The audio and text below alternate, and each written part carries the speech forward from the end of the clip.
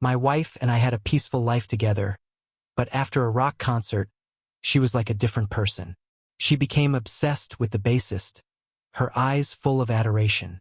One day, she left a note saying that she wanted to follow him on the road, leaving our family and me behind. I watched her leave, full of reluctance, and decided to set out on a journey to find her. It was a sultry night. The noise of the city echoed in my ears, but it couldn't dispel the gloom in my heart. Since my wife left, I've been like a lost and trapped animal, wandering in pain and anger. After asking around, I finally learned that she and the bass player often hang out in a rundown bar on the outskirts of town. I stood in front of the bar, the dilapidated signboard swaying in the wind and making a creaking sound.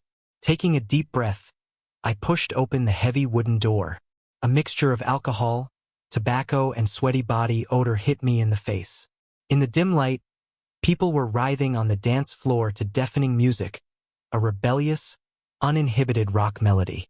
In the corner of the bar, I finally saw the bassist I hated so much.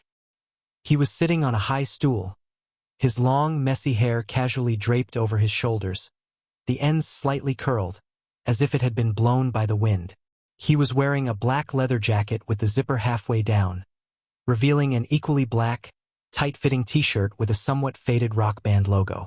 His arms are covered in tattoos of all kinds, including gruesome skulls, intertwining vines, and some unintelligible symbols.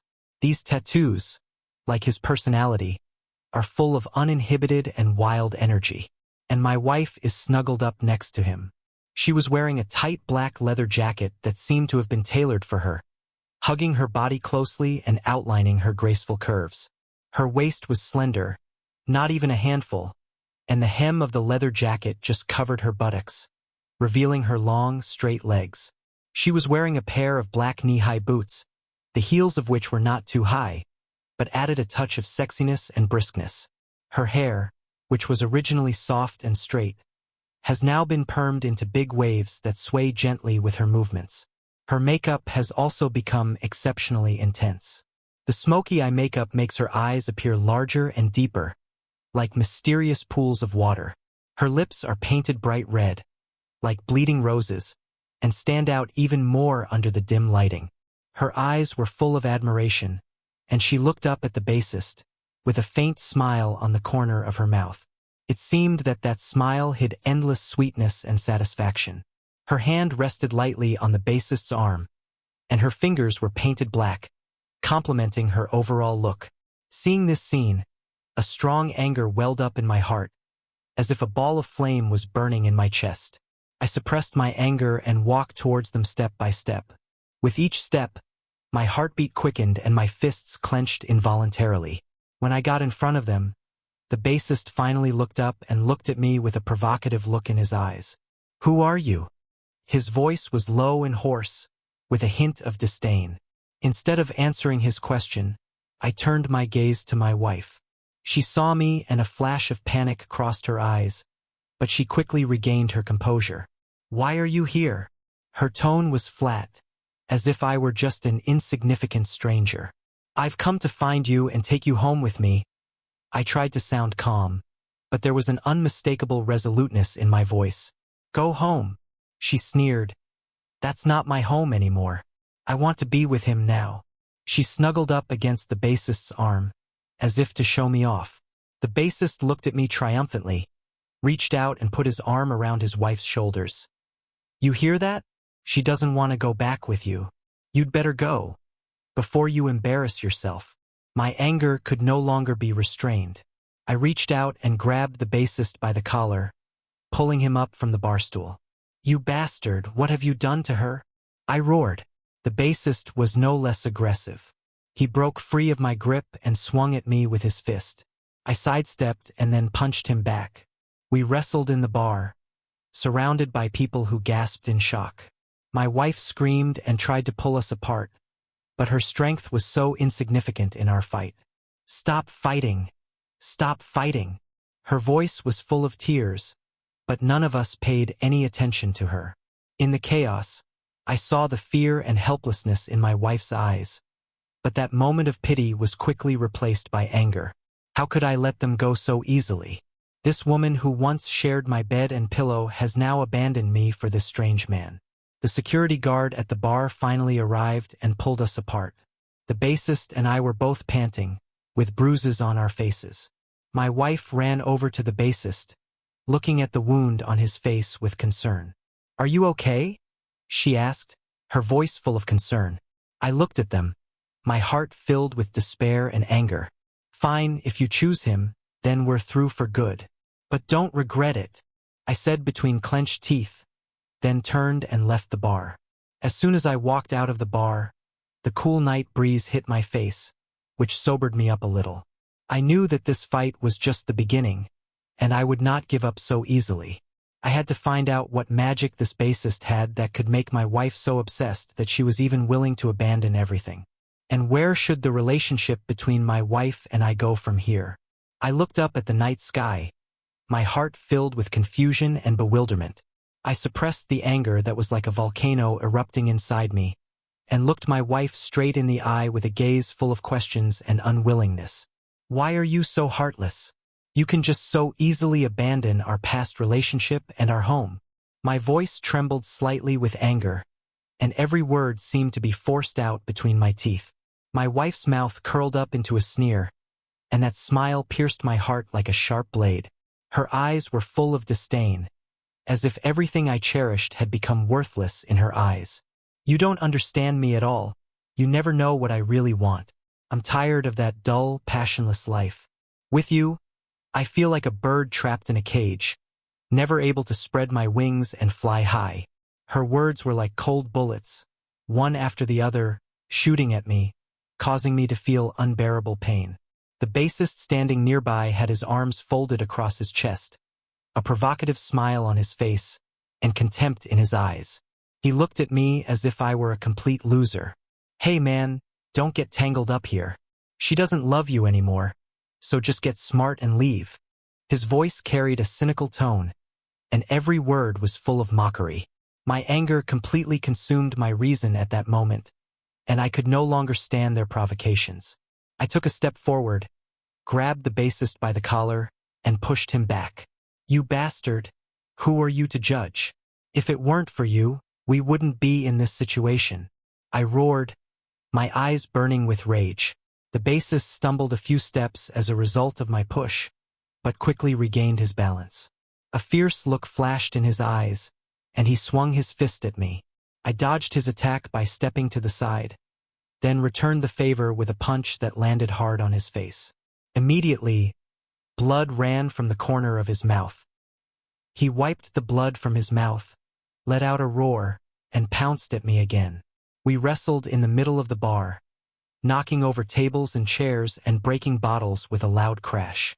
Everyone in the bar screamed and hid, creating a scene of chaos. My wife watched us in horror, her eyes filled with panic and helplessness. But soon her eyes filled with determination, and she rushed forward, grabbing my arm and trying to pull me away. "Stop it! Stop it!" she shouted. But I was so blinded by my anger that I couldn't hear her. "Let go of me!" I shook my arm violently, trying to break free of my wife's grip. But she clung to my arm, refusing to let go. "Stop hitting him. He's the one I love. If you hit him again, I'll hate you forever." Her voice was full of tears, and these words hit me like a hammer. I froze, looking at my wife's determined eyes. The anger in my heart was instantly replaced by a deep sense of despair. I let go of the bassist's hand, who took the opportunity to take a few steps back, panting heavily and looking at me warily. "Good, very good," I said, gritting my teeth and speaking slowly. "Since you love him so much, I will let you be together. But remember, don't regret the choice you make today." I turned around and walked towards the bar without looking back. As I walked out of the bar, the cold night wind felt like a knife in my face, bringing a sense of reality back to me. I looked back at the bar, my heart filled with mixed emotions. I knew that today's argument had completely pushed the relationship between my wife and I to the edge of a cliff. But I also clearly sensed that things were not as simple as they seemed. My wife's change was so sudden, Could it really be that she was so decisive just because she was tired of a dull life? And what ulterior motives did that bassist have? I stood in front of the bar entrance, lost in thought. Just then, I suddenly noticed what looked like a pair of eyes watching me from the darkness not far away. I was startled and looked in that direction warily, but all I could see was darkness. I rubbed my eyes and thought that maybe I was just being paranoid, but the feeling of being watched just wouldn't go away. I decided to leave the place for now, find a place to calm down, and think about what to do next. I started walking towards the other end of the street. Behind me, the music and the noise from the bar faded away, but the doubts and pain in my heart grew deeper and deeper. I knew that this battle of love and betrayal had just begun, and I would never give up easily. On the way home, my mind kept replaying everything that had happened in the bar. My wife's cruel words, the bassist's provocation, and our fierce fight. Every scene stung my heart like a needle. I couldn't help but start to reflect on when our relationship began to go wrong. Did it start when she became infatuated with the bassist? Or was there an irreconcilable conflict between us long before that? I thought back to all the little things we had done together, and those sweet memories now became so bitter. Could it be that all the good times we had spent together had been so easily forgotten by her? I was unwilling to accept this, and I had to find out the truth. Even if it ended up being impossible to save our relationship, I could not let myself be abandoned without knowing why. When I got home, I sat in the dark living room, looking out at the night sky, my heart filled with confusion and bewilderment. I didn't know what path to take in the future, but I knew I wouldn't give up easily. On this long, cold night, I vowed secretly that I would uncover the truth and find some kind of resolution. After leaving the bar in despair, I wandered alone on the street, my heart surging with anger and resentment. The night wind carried a hint of coolness as it blew on my face, but it could not dispel the gloom in my heart.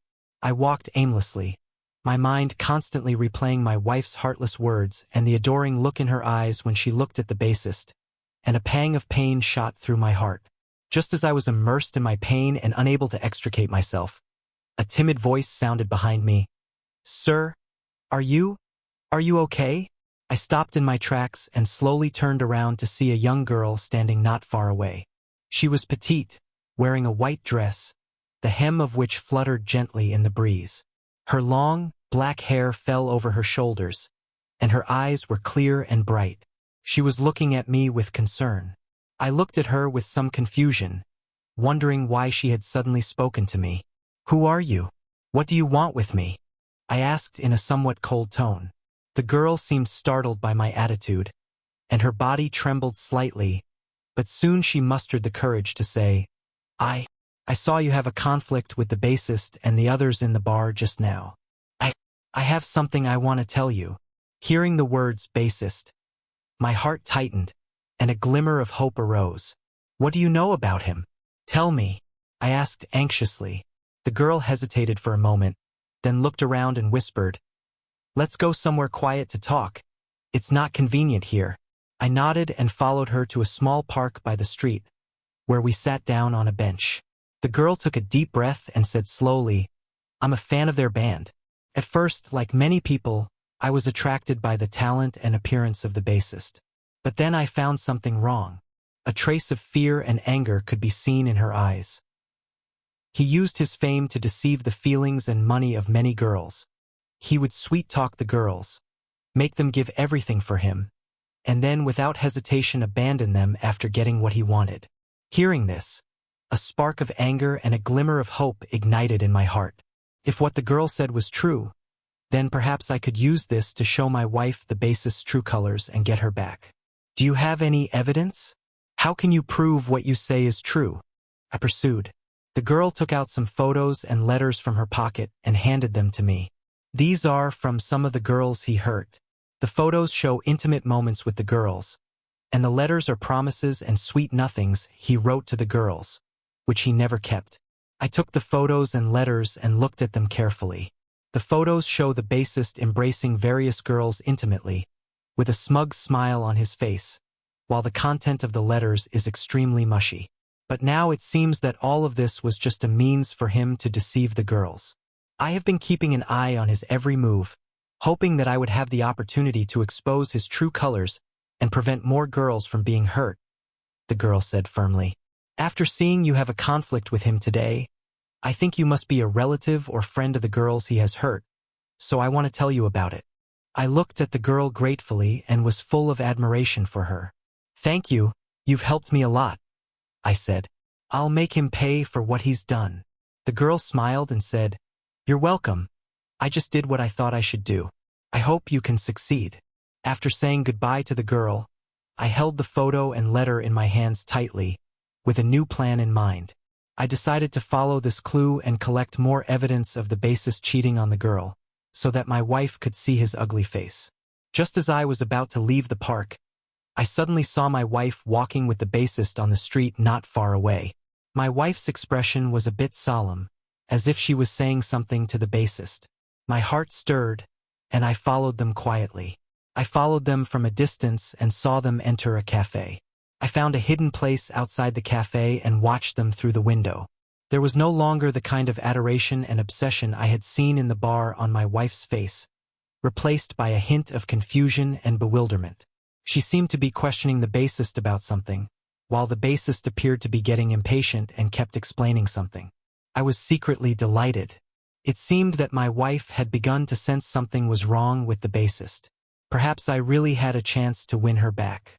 I decided to continue watching them to see what they would say next. After a while, the bassist seemed to become angry. He stood up abruptly, turned around and left the cafe. My wife sat in her seat, head bowed, shoulders slightly trembling, as if she were crying. I could no longer hold back, walked into the cafe and went over to my wife. Are you okay? I asked softly. My wife looked up and saw it was me. A flash of surprise crossed her eyes, but she quickly regained her composure. What are you doing here? She asked in a somewhat cold tone. I didn't answer her question, but instead placed the photo and letter in my hands in front of her. Take a look at these. This is the true face of the bassist you love. My wife looked at me suspiciously, then picked up the photos and letters and looked at them carefully. As she read them, her face became more and more ugly, and the confusion and bewilderment in her eyes grew deeper. Is this true? She asked, her voice trembling. I nodded and said, It's true. These are all the evidence collected by a girl he hurt. He cheated many girls of their feelings and money. You were cheated by him too.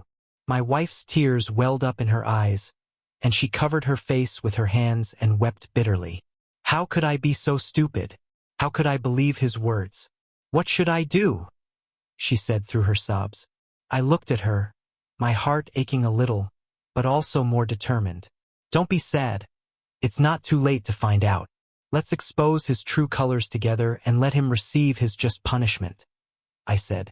My wife looked up at me, her eyes filled with gratitude and trust. Thank you, I was wrong, she said. I gently took her hand and said, It's okay. It's not too late. We'll face it together. After leaving the cafe, my wife and I decided to follow this lead together and collect more evidence against the bassist.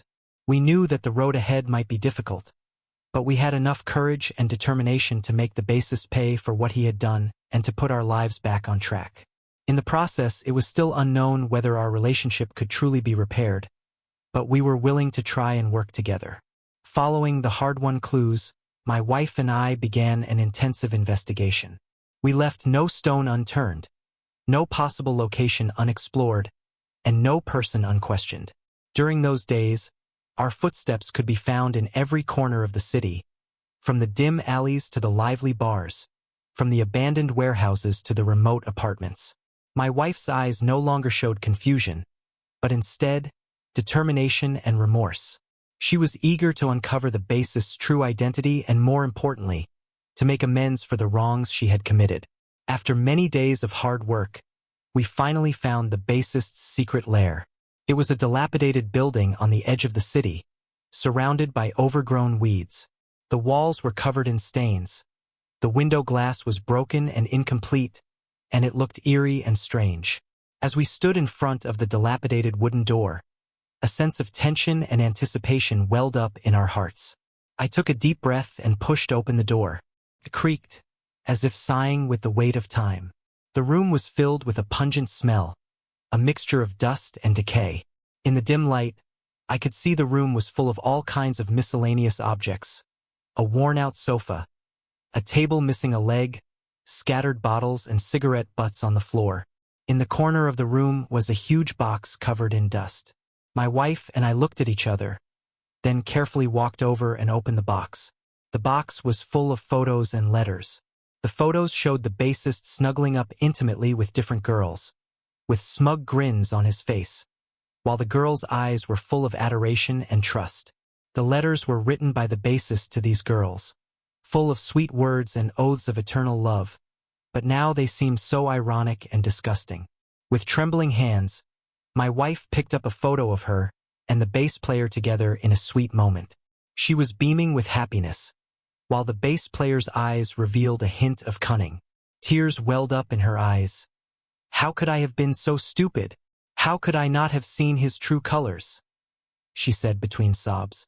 Just then, there was a sudden noise in the room.